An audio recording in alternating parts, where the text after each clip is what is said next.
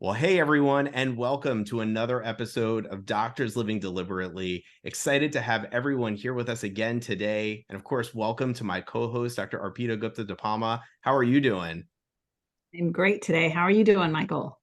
Excited to be here and excited to introduce our guest to everyone. So today we're chatting with Dr. Donna Corriel.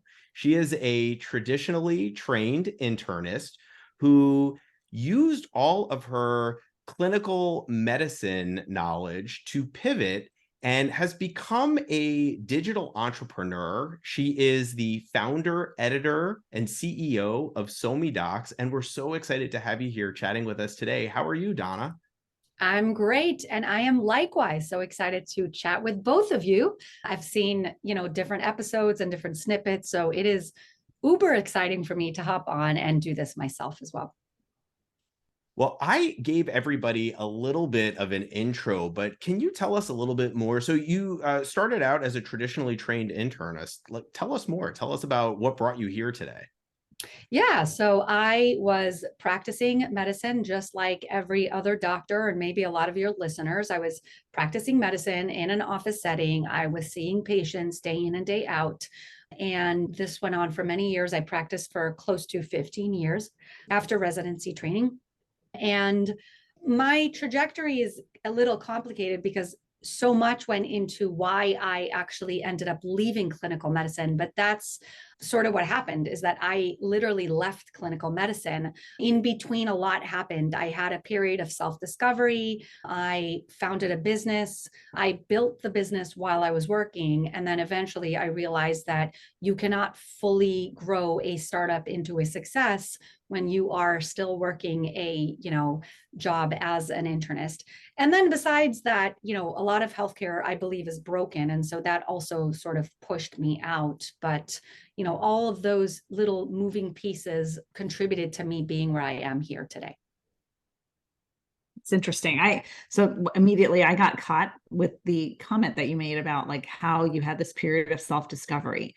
So can you tell us a little bit about what was that? What was that point that you recognized that you wanted to do something different? And then what was that different path? Yeah, I love that question. And I love talking about it because it's such a distinct point in my life. And I know exactly why it happened, unlike other things that sort of are nebulous or sort of happen because of a mixture of things. I literally stepped away from medicine. So I basically needed to disconnect to discover that I was talented in and had an interest in and was drawn to all of these other things that now occupy my life and that I actually refuse to let go of for as long as I live.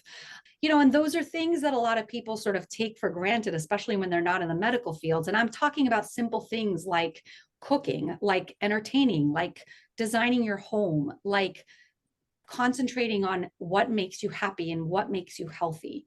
And these are things that doctors just many times don't have time for and don't prioritize because we give. We have a really arduous journey and we are on it for so long, and it takes away so much from us that we just don't give to ourselves. So what happened is that I went on maternity leave with my third son. And this was after having, a child during residency and another child after residency and working with children and this and that. And finally, for my third one, I made a decision that I was going to take that maternity leave that we don't really get. We don't get a long maternity leave. So I thought I'd be away for 3 months. I took that maternity leave and I ended up being away from medicine. So that complete disconnect was what was needed, I believe, for me to truly breathe like the air. I'm being really poetic, but it's truly what happened, is like breathing the air of normalcy, of like, what is it like when you are no longer a stressed doctor? And mind you, I was still a stressed mother because I had 2 young children and now a baby under my hands. And yet that was right. It was doable. And it was at least a time where I could tend to them and be a mother, but also explore myself. So that period of time being disconnected from clinical medicine, from medicine in general, was my period of self-discovery, because I never realized that, I could cook a meal for my family and have them, lick their fingers because it was so good. I would never dream of doing that until I cleared my schedule and cleared my thoughts of any obligations and committed to just doing those simple things. You bring up an excellent point, and I think this is something that afflicts most physicians is we are so busy that we never give ourselves an opportunity to even wonder about all of our interests and the things that we would like to be doing or could be doing if we gave ourselves the chance. And it really is so important to give yourself the space, the downtime, to allow yourself an opportunity to think about what are the things that I really want to be doing. Because when you are so overburdened and overstressed and overwhelmed, there's no space there for you to even imagine, like, could I cook a meal for my family? And so I love that you kind of gave yourself that space. And obviously, there was still a lot of other stuff going on in your life. But as we are all aware, medicine can be all consuming. And so if you don't allow yourself just a little bit of wiggle room to kind of explore those other interests, then you're never going to know. And so how did you kind of use that space as you're exploring all these things that you want to be doing, like cooking and working on your home? That how did you then kind of decide to lean into these other interests that you've developed, like digital entrepreneurship? Yeah, it all sort of evolved naturally. I was allowing myself to do things that I would not normally allow myself to do. So blogging, for example, became increasingly popular during that period when I took off. I saw that a lot of my non-medical peers and my neighbors and such, they were reading blogs and they were soaking up that information. And the blogs were fun. And that to me was such a great way to self-express and to get out, like, your stories, your frustrations, your happiness, your thoughts, your photos. It was such a cool way to express yourself that I felt like, like, why can't I blog? But I had that like inner fear and that inner block where it's like, well, I can't blog because I'm a doctor. And I know that many doctors have felt that way, even though a lot of them wanted to, and even wanted to do it in a non-doctor way, in even like a silly way or in a joking way, or have a blog with photo. There's just this like traditional mentality of what your doctor's supposed to be like. And so, I tried at that time to still stay true to having become a doctor in my career and say, well, how can I mesh together the world of this digital space where everyone is suddenly flocking to? And during that time, I saw that a lot of people were also listening to medical advice through blogs and such. And so I was like, how can more doctors be involved in a way that's still true to their profession and but still make contact with society and the people around them in a positive way? And so that drew me into the online world and drew me to being a part of social media more, a space that I had shied away from for so long because I was so private, was suddenly a space that like was allowing me to express myself in such a cool way and connect with people in new ways. So yeah, I think that that's sort of how I evolved to become part of the digital world. And specifically, I did it also because I always wanted to write. And before the blogs came just the traditional books, and I wanted to write a book. And I attended a conference at Harvard in Boston, the Healthcare Writers Conference for Healthcare Professionals. I was actually asked to be on faculty there because of my social media skills and my photo skills. And I went there, and that's where I met a lot of people in writing and publishers and such. And I learned that it's not enough to just want to write a book and be a doctor. You need to have a following. And so a lot of the publishing companies, they wanted to see that you had very high numbers on social media. And I understand from a business perspective, they want a line out the door when you release your book because it means more sales for them. But that was another big point that made me go out on social media and say, okay, I really need to embrace this and I need to do this. And doing it, led to all of the things that happen in between, which was, again, building the community of physicians and then building my business and the website that's known as SoMeDocs.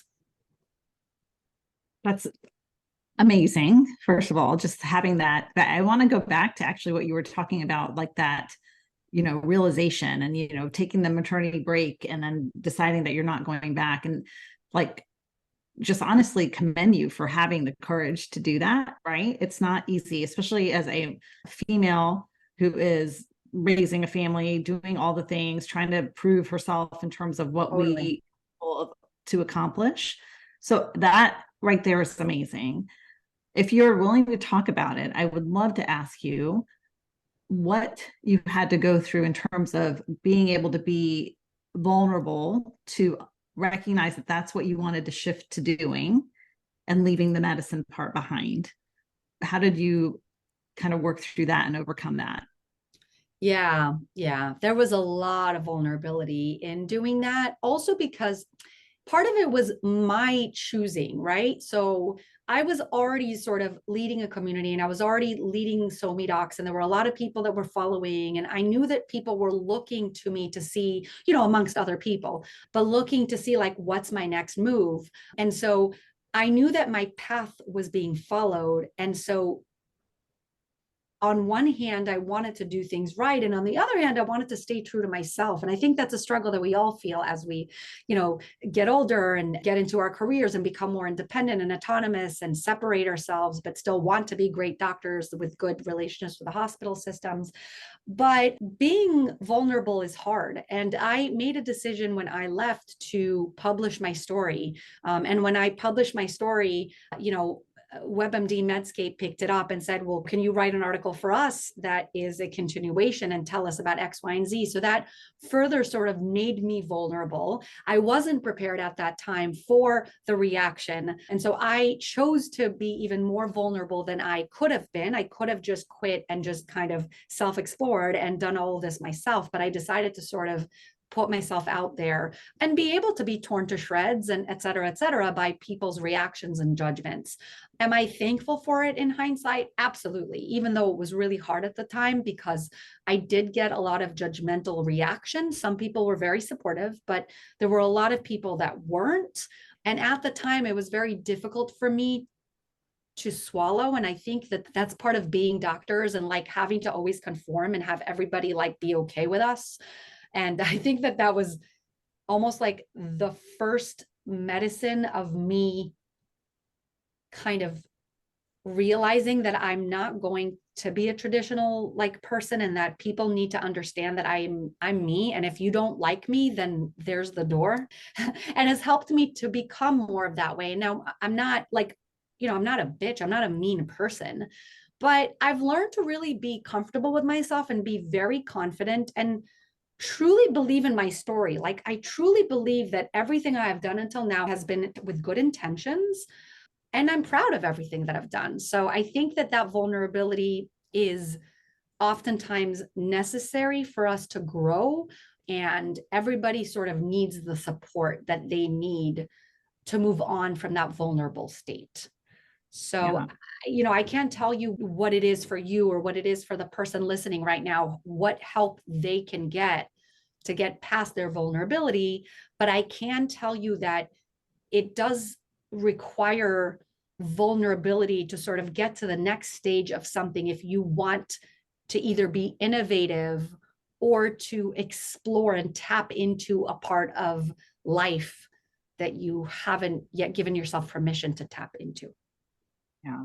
But I mean, it's that point of it just being uncomfortable, right? We have this discomfort of having to put out there that, hey, I know I spent all of this time training and doing this, and I practiced for a while, and now I've decided that I want to do something else. And that's okay. I know that my inner knowing is telling me that this is what's going to be fruitful and positive and beneficial for me and for what I want to create. And that's all that really matters. And it's hard to do that. It's really hard to just step out on a limb and say, you know what, if you don't like me, yes, like you said, the door's over there. Right. Totally. And the other thing I want to say is exactly what you just said.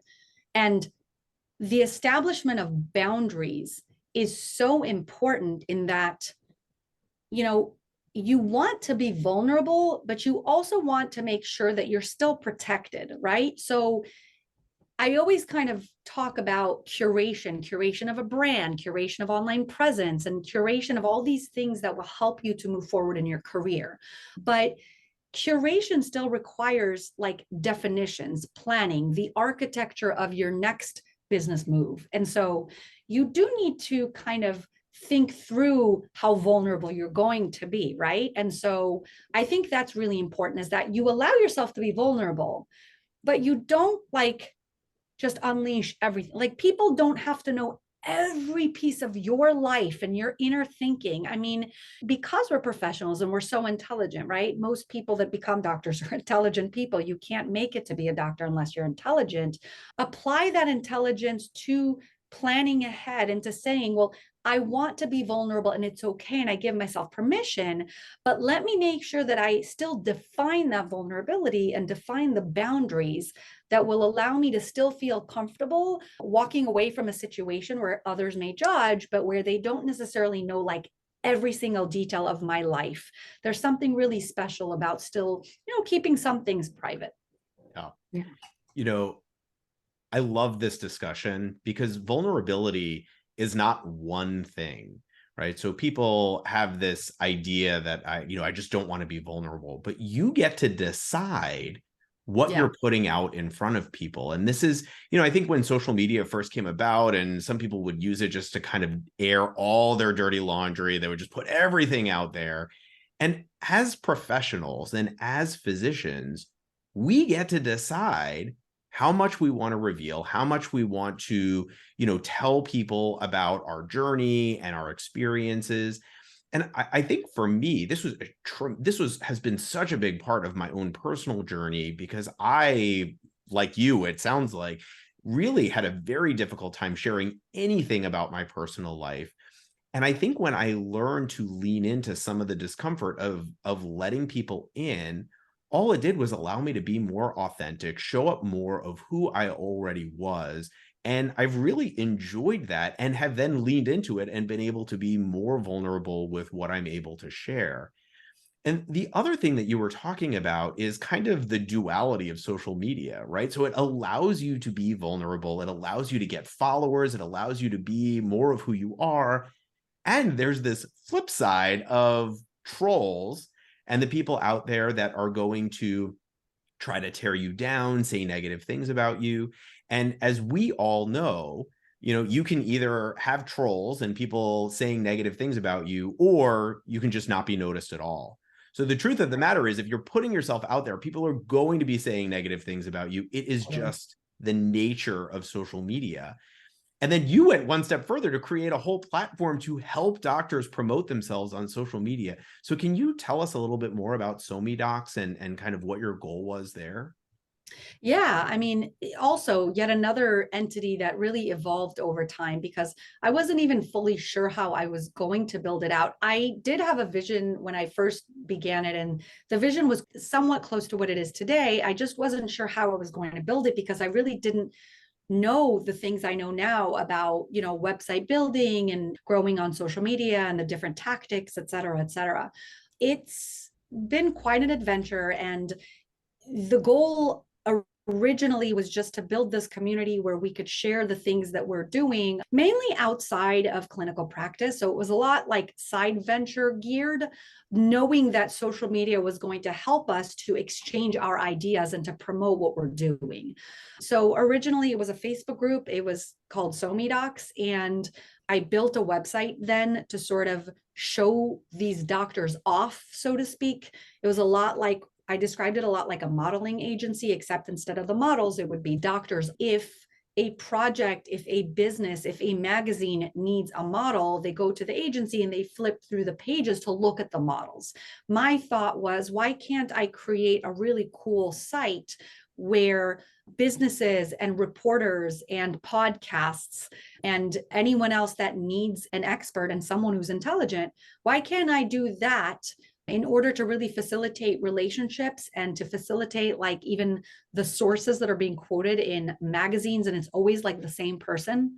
Why couldn't I do that, especially as doctors were building their brands? And so that's what I did. And so SoMeDocs gradually became a directory of doctors. And then gradually we added on a magazine, an online magazine where doctors could express themselves and kind of publish and syndicate their existing work. And then SoMeDocs, added on lectures, and we had, a few conferences until now. And so that's what SoMeDocs has evolved to, is almost like a movement but really a space that's located on the website at doctorsonsocialmedia.com, but where we can then branch off from there depending on what the user's need is, right? It's a public website. And so depending on who you are, you can use the site in the way that you need it. If you're a doctor, you can, join for free, for example, with a free membership and just get into the directory. If you want to join a network of doctors that are really motivated and want to grow online, right, then you can certainly do that as well. If you just want to write an article and have it circulated and be seen by a lot of people, then you can do that as well. But it sort of gives you options. And if you're not a doctor, you can, similarly just go to doctorsonsocialmedia.com and choose the topic of health, and then just read some of the things that, the doctors are writing about, and then follow the doctor from there. So again, we're living in such an innovative new world where connecting is not the same as it was when we were connecting even just a decade or two ago. Connecting with your doctor can be that you're following him or her online and you're maybe just really loving what they do, and you can even connect with them in a televisit, so you don't have to physically see them behind the closed door of their exam room. So I know that was a mouthful, but at the crux of it, I am hoping to empower the individual healthcare expert, right, the doctor, by promoting them on doctorsonsocialmedia.com. And so, I know that it's growing and it's really spreading in terms of the word. And I hope a lot of your listeners will either check it out. If they're not a doctor, if they're a doctor, join us at least for free, if not be in the network.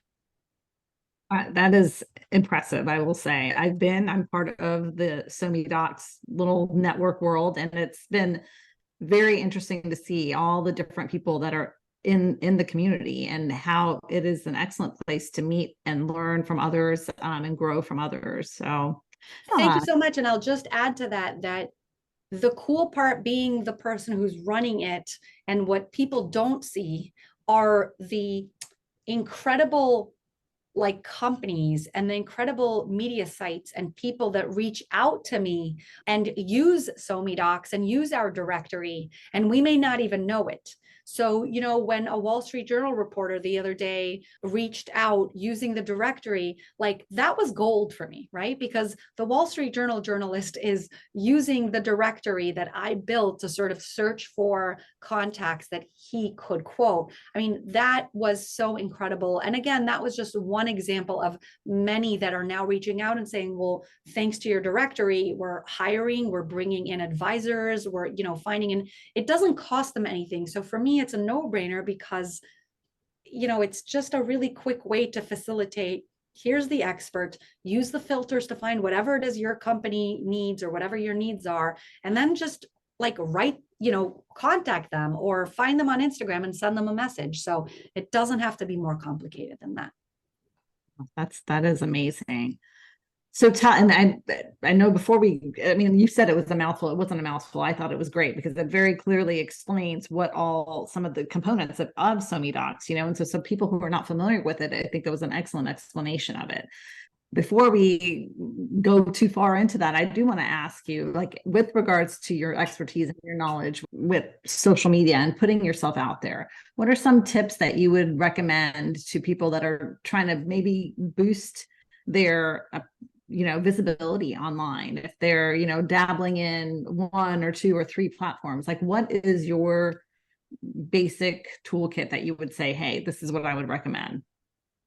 So there's different levels and stages of everybody. So first of all, it's so important. I mean, what I recommend is kind of I know it sounds obvious, but getting more help in the form of joining a community like SoMeDocs. And again, there's free options. You don't have to pay, but joining a community where you can ask your questions to people like me, where you can get answers and not just have to listen to a podcast with 3 quick tips because it may not apply to you. So I think that really arming yourself with help, with a community where people can answer and people that actually know and have authentically grown online in a way that you want to emulate. I think that that's really important, and people that you really do feel know what they're doing. So I think that number one is just surrounding yourself with people who are doing it. And that's, by the way, why I built the network, because I figured I would build a group of docs that actually are ready to take it to the next step and aren't just dabbling, like have already built a brand and know their endpoint goal and actually can build towards that endpoint goal. So my number two tip is have an endpoint goal, meaning you have to clearly define why. Okay, it's okay to look at social media, but why am I here? Like, what am I going to be using it for? And it's okay to say, well, I'm going to use it to network, right? To just kind of put my thoughts out there and see what kind of connections I can make and what kind of new things I can discover. Great. That could be your endpoint goal. And your endpoint goal can also evolve, but you've got to define it, because once, for example, you do split up from your hospital and say, well, I'm going to open a, direct primary care practice or a practice of my own, then your goal now may shift to, well, my goal is to increase my patient load, right? Or to whatever it is. But you need that goal defined, because you can then really, it helps you to post knowing what your goal is. So that's number two. And number three is, I guess, just keeping an open mind and giving people the benefit of the doubt. I see a lot of judgment online and people are very quick to judge. So keep an open mind. Don't take things too personally, even when someone is judgy, but also don't necessarily be quick to judge others. It's okay to have an opinion, but be willing to sort of hear other people out on social media and understand that they can only explain it to you in the medium in which they're explaining it. So if you're on Twitter, they only had 280 characters, and maybe you didn't necessarily get to see their full dimensions to really know what they meant. I see a lot of online wars breaking out from people that had good intentions, but just maybe said something wrong, etc. Right. And there's no tone too. And there's no facial, expressions and things like that. And what do you say to the physicians who say, well, I'm an employed doc and I don't need to be on social media. I don't have, a brand. I work for this hospital system. And so I don't even need to be on social media. What would you say to that physician? Well, first of all, it's different for us. It's important for everybody to keep in mind that it's different to say you shouldn't be on social media versus you shouldn't have a brand. Being on social media means that you are literally in the know. So for me, if you're not in social media, then you are not taking advantage of a networking opportunity that is literally the future. Like, you are not where conversations are happening. You are not where opportunities are happening. And that could be detrimental to your growth. And so if you're happy where you are, fine. And that may serve you well until you retire, but it may not. You don't know what that opportunity is going to be unless that opportunity knocks on the door. But if you don't have a door, then they can't knock. So for me, I think that it's different to say you should be on social media. I do think everyone should be on it, whether or not incognito, with anonymous name, however you want to be.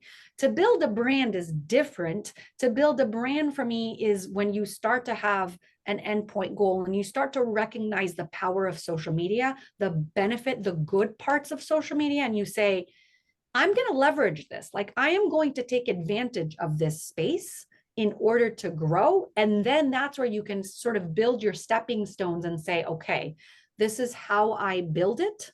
And I'm going to now do that through branding, and I'm going to reach that first milestone, the second milestone, et cetera, et cetera. And I'll just piggyback on that. And you and I have had some discussions offline about this, that every physician has a brand. And it's just a matter of whether or not you are interested in embracing it. When patients come to see you in the office, they are coming to you because of your brand, of who you are, of the messages that you provide to patients when you see them in the office. It's not about whether or not you have a brand. It's just what you want to do with it. And it's okay if you want to just use your brand to attract patients locally to see you in the office. And it's also okay if you want to use your brand to kind of promote it more outwardly. And I know that you are a big proponent of that. I think it is so important for doctors in today's, healthcare environment to embrace who you are and the brand that we all possess.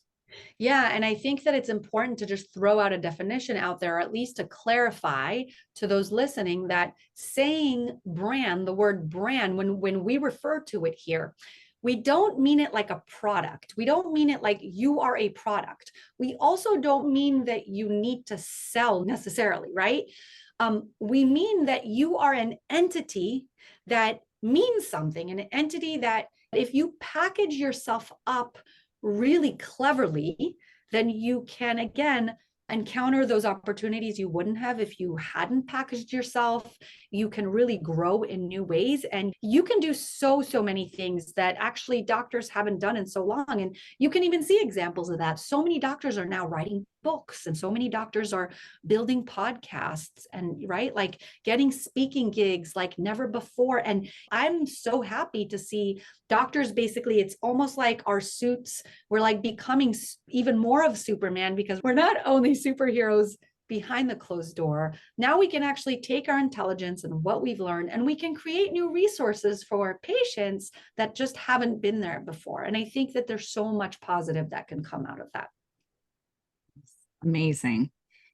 Well, Dr. Donna Corriel, it has been amazing speaking with you and getting some of these tidbits of knowledge. Tell our listeners a little bit about how they can learn more, where they can find you, and any offers or opportunities that you have coming up that they may want to learn more about. Sure. So SoMeDocs' website is at doctorsonsocialmedia.com. You can, find the directory there in the magazine. You can become a member there, especially if you're a doctor, dentist, or podiatrist. You can become a free member for those perks. You could become a network member for a lot more perks. It's all very exciting. You can email us, SoMeDocs@SoMeDocs.com.